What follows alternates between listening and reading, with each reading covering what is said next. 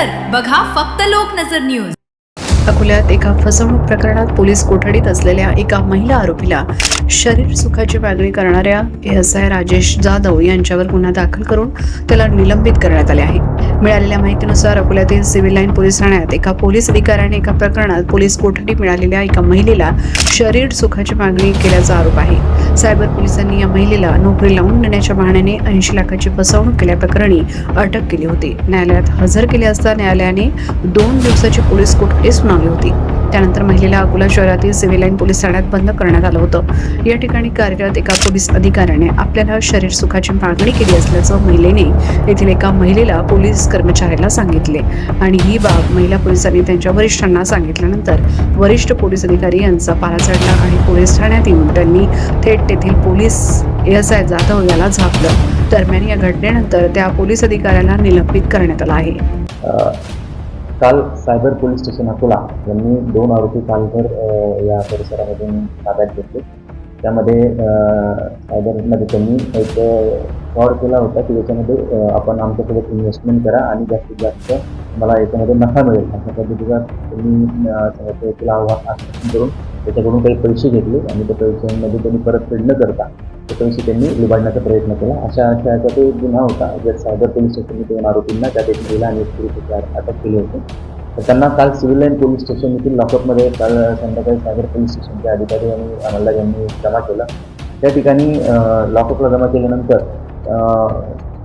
ड्युटीवर असणारे एएसआय राजेश जाधव जे civil line police स्टेशनचे नेमणुकीस आहेत त्यांनी त्या महिलेला तुमची मुलगी खूप छान आहे, खूप छान असेल आणि मी तुम्हाला पैसे देतो वगैरे अशाचं अर्वाच्य बोलून त्या महिलेला तिच्याबद्दल वाईट बोलले आणि त्या अनुषंगाने त्या महिलेने नंतर व्हिजिटला असलेल्या अंमलदार आणि अधिकाऱ्यांना ते सूचना दिली।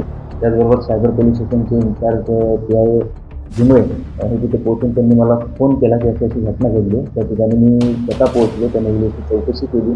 त्यानंतर त्यांनी झालेली घटना ही आम्हाला सांगितली। त्याच्यावरून आम्ही माननीय पोलीस अधीक्षक साहेबांशी चर्चा केली त्याच्यामध्ये आणि काल संध्याकाळी आम्ही म्हणजे काल त्या महिलेच्या तक्रारीवरून जे एएसआय जाधव आहेत यांच्यावर गुन्हा दाखल केलेला आहे सिव्हिल लाईन पोलीस स्टेशनला आणि त्यांची निलंबनाची कारवाई देखील आम्ही आमचा रिपोर्ट माननीय सरांकडे पाठवला। त्यांनी त्यानंतर त्यांना सरांच्या संबंधित अंमलदाराला निलंबित केलेला आहे। पुढील कारवाई आता सुरू आहे।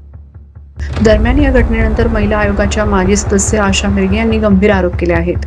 त्या म्हणाल्या, अशा प्रकरणामुळे आता उदासीनता यायला लागली आहे। अशामुळे सामाजिक संवेदनशीलता शून्य झाली असल्याचं त्यांनी म्हटलं आहे। मात्र माध्यमांमध्ये याबद्दल संवेदनशीलता कायम असल्याचं त्यांनी म्हटलं आहे।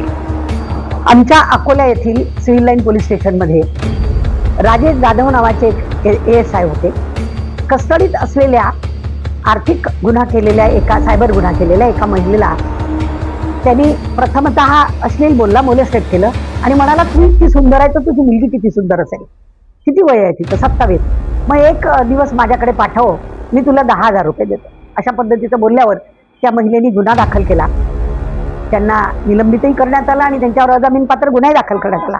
परंतु हे जे घडलं यामुळे आता हळूहळू या सगळ्या प्रकरणांमध्ये एक फ्रस्ट्रेशन यायला लागलं, उदासीनता। आणि खरं तर अशीच उदासीनता ही सामाजिक संवेदनशीलता शून्य झालेली आहे अशा प्रकरणांमध्ये, असं मला वाटतं। जसं कौटुंबिक हिंसाचार, हुंडाबळी, आई गई बात हो गई, वैष्णवी हगवणे, इतकं उठवलं तुम्ही मीडियानं, काय झालं पुढं? आज कोणीतरी विचारते का तिचं काय झालं? संपदा मुंडे काय झालं? भिसे काय झालं? म्हणजे कौटुंबिक हिंसाचार आणि हुंडाबळी या प्रकरणात ज्या प्रकारची उदासीनता आलेली आहे, मला हळूहळू असं वाटायला लागलंय की या लैंगिक अत्याचारांच्या, मोलेस्टेशनच्या 354 आणि 376 आपल्या भादवीप्रमाणे, BNS प्रमाणे या कलमांच्या अंतर्गत जे गुन्हे येतात त्याच्याबद्दल सुद्धा अशाच पद्धतीची आता उदासीनता आलेली आहे। मुलीनं बाईनं तक्रार केली काय, बरं ठीक आहे लिहिली, अशा पद्धतीचं। फक्त अजूनही I am thankful to media की मीडियामध्ये मात्र अशा गोष्टींची संवेदनशीलता अजूनही कायम आहे, हे नक्की।